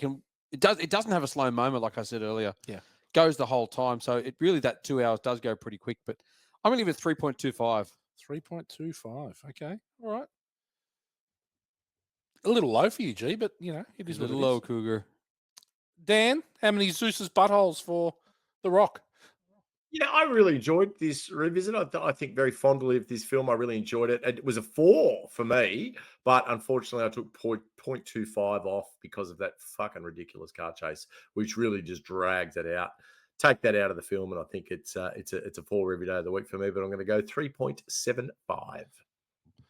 Very good. I'm in the middle. I'm 3.5 Zeus's buttholes for The Rock. I enjoyed it.